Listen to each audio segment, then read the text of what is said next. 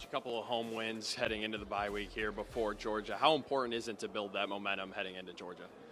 Momentum is a piece of any good football team, but also responding to adversity is a piece of a good football team, and that's something that we've got to be able to show that we can do a better job of, particularly on the road. And I can't think of a better place in Athens, Georgia, to be able to go show that. And so our players are looking forward to the challenge.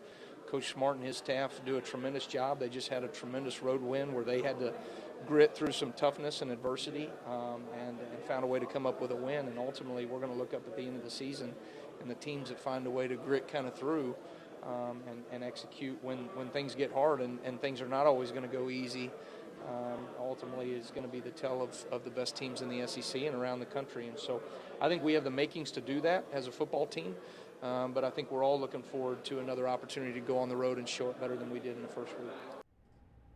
Alabama defensive coordinator Kane Wommack back in the 2-5-1 in a different capacity than how he spent several years down here in Mobile, of course, as the head football coach at South Alabama. But for the last 2 seasons, the defensive coordinator there at Alabama, and he'll be the first to tell you not everything has been hunky-dory every single week for the Tide. Yeah. Right now, things trending upwards, so Coach has a bit of a smile on his face, but it's not like it's been all glitz and glamour every single week in Tuscaloosa. It hasn't. I mean, they gave up 200-something plus yards on the ground in their season opener, let a guy that talked a lot of noise at the beginning of the season kind of get to them in that first game, so they got checked. They got checked as far as just their overall toughness. And Coach talked about playing through adversity. And what I kind of love about defensive coaches, especially defensive coordinators, is that when you get punched in the mouth, you can tell. You can just it's right there on film. Yep. So you can just show the guys, and you can show them that embarrassment, and then you kind of light a fire. Yep. And as you mentioned, the last 8 quarters, that defense has played really, really well. Yeah. So as you mentioned, as he came back to those little stomping grounds, he felt a little bit better than maybe he would have 14 days ago. I want you to take the comment that you just had and put it like in a mental note or in your back pocket, because in just a minute or two, we're going to run my interview with him, which I know you haven't listened to yet. Mm-hmm. And there's just something notable in that. Oh, really? In what you just said that mirrors what he just said that I think just really aligns with college football coaches, specifically defensive coaches. Patrick Walsh was there for the 68 Ventures Bowl 1st and 10 Club, which is why Coach DeBoer was down here. Of course, it's the bye week for Alabama. They're really, really busy. Mm-hmm. Patrick, what was your take from Kane there in person? You had the chance to meet him for the first time. Of course, you asked that question, which was offered a great response there from Coach. But overall, kind of what was the vibe like with Coach? Well, it seemed like it was just a very fun, relaxing atmosphere. I didn't realize how big, bulky he was in person. So, he actually lost a lot of weight, too. That's what's crazy. The first thing I said to him was he lost a lot of weight. He looks good, though. He looks nice and strong. But, it was great atmosphere. It was really nice talking to him. He just seems like a really down-to-earth guy. Yeah. But, sometimes you lose that with coaches when, they go – I don't want to say they go to the big leagues. Sure. But, sometimes they can I totally get it. They go to the next league. Here's what I would tell you about Kane. So he had that big league mentality as the head coach of South Alabama. And I feel like I can say that with confidence, and I would say that to his face. Okay, so he was just kind of that guy. Like, before he even got to Alabama, he already functioned like he was, like, I don't know, a defensive coordinator at Alabama, just as the head coach at South, which, again, similar, I don't know, I'm not going to say it certainly wasn't a vertical move. I mean, it was certainly a step up, and it was one he was willing to take because of his personal relationship with Kalen DeBoer, and I think that it's going well behind the scenes, right? They want it to continue to go well there on the field, but it's funny that you note that, because that's kind of who he's always been, but he's done a nice job of balancing that with being personable as well, like you alluded to there in yesterday's conference. Yeah, I mean, it's just, you don't really know what you're going to get. Yeah. But, I mean, he was really nice to me. Yeah. So he should be.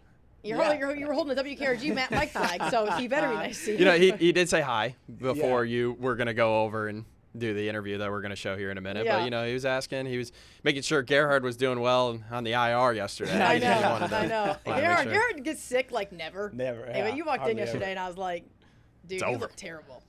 And then I felt his head like I'm his mother, and I was like, let me feel you. Oh, you have a fever. Go home. It was one, because I didn't want to get sick, and then two, because for you. So it was like, I knew that I was going to lose you as a coworker that day, but I was like, get out. Yeah, and I knew you guys were going to hold it down, and you guys did very well. But it was also one of those things where I never get sick. Knock on wood. That's nothing on me. That's just that's just God.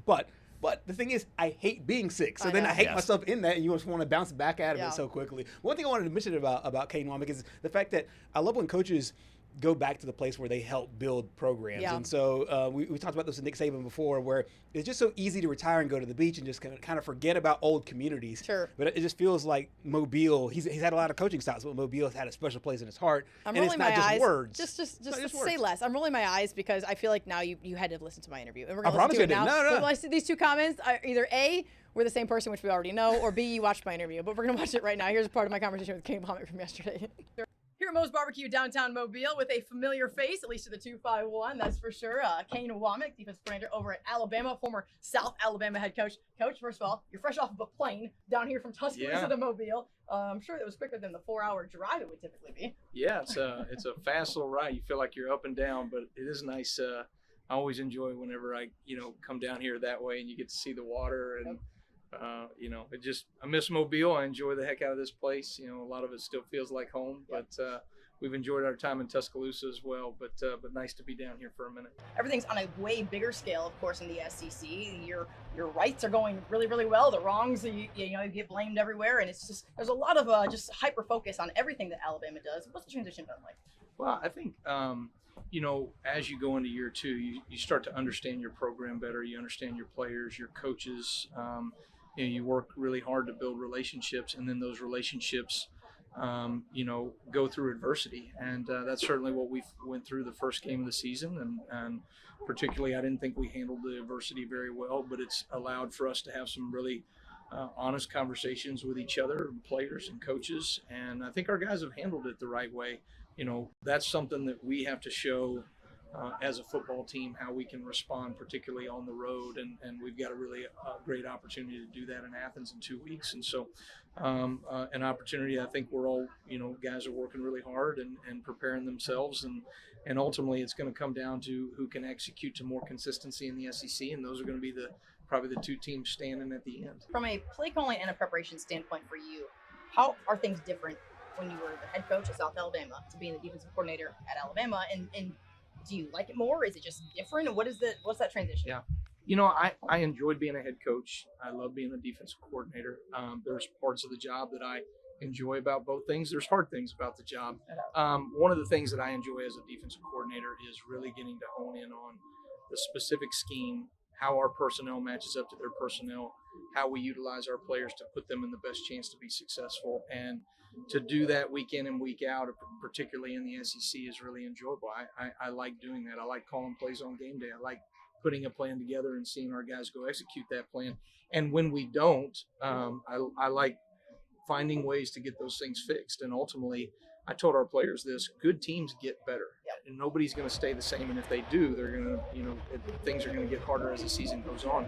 And so everybody's got problems, everybody's got warts, but if we can continue to better ourselves, we'll put ourselves in a position to be successful. Coach, appreciate your time. Thank you. Yep. Thank you, sir. Good to see you. Best of luck. Yeah. Okay. It's okay. So do you see why I was laughing? That is magic. Because I knew you were out yesterday, and I sent this to the show for Patrick. I knew you hadn't watched it, and I'm like, dang, you could just written this. I mean, not only obviously the comment about Mobile, which is mostly a layup, except for that nobody asked it until I got there, which was really another. That's I digress there. But two, that's funny. Defensive coaches that's funny, and their obsession with the chess match. I'm married to a defensive coach, so you know this. And Kane Wommack is the ultimate defensive coach. It is a chess match, and it's how do you correct mistakes. And man, when you said that, I literally just laughed out loud because I'm like, gosh, yeah, this is amazing. And I just think over the course of time and just covering the sport for as long as I have, and it's decades now, but like you just get a sense of like, I don't mean this poorly, offensive coaches, don't take this the wrong way, but offensive coaches can kind of get married to the scoreboard, and and your ego's kind of tied to like what you could do. Yeah. For defensive coaches, I think it's way more about scheme and getting your guys in the right spot because it's so reactive. Yep. And offense is so proactive. And so I feel like for him, just being able to turn the lights off and spend 2 hours and just go over what you're going to do and or what you have done in the previous game, and then formulating what you need to do, there's just a special challenge in that. So I would see as a head coach stepping into a defensive coordinator role, whether it's high school to college, college to pros, or any realm of that, you just embrace those certain challenges. And obviously, like the stuff with Mobile, I mean, he said that last year, so you kind of got glean on and that. I think it's genuine. And For sure. every time he comes down here, be it the Senior Bowl, Right. Celebrity Golf, or just down here for personal reasons, Yeah. and we talked to him, he genuinely has a love for Mobile. He was here in 2 different capacities, 2 different times. And so you know that he really does love this place. Right. I think he's excited about the opportunity to be there, and he deserves to be there. Yeah, and I think there's also a lot of self-awareness, too, on the back end about where, this team is and how he is. And I do think that people used to say, I know that people used to say that Nick Saban he didn't say it, but he liked when his team came off a loss because then he had something to challenge his guys. And I think these coaches, they like when their team gets punched in the mouth. Yes. And they're like, okay, can you respond? And so far they have. Yeah, and it's so funny that you bring up that because we talked to Brian Holland yesterday about Brian Kelly, who as well publicized that he went off on a reporter who was asked about his offense after that win. And something that he said in an effort to justify going off was that when he gets off the field after that sort of win, 20-10, in a rivalry win at home, that the coaching staff is split. So he's trying to use this as a reason for why he could go off. Right. The coaching staff is split. The defensive coaches are happy because they held them to 10 points. But the offensive coaches aren't happy because they only scored 20. Okay. First of all, that's a lie. Because you're right. The offensive coaches might be mad they didn't hang 70. Okay. At the end of the day, there's a one letter that matters, and that's a W. Exactly. Whether you scored 20 or scored 45. Right. But I will say, offensive coaches, and like we have 17 plays that are going to absolutely score a touchdown mentality going into every single game. They're so tied to putting points on the board, more so than defensive coaches are to getting a shutout, even though shutouts are something that they're proud of. Sure.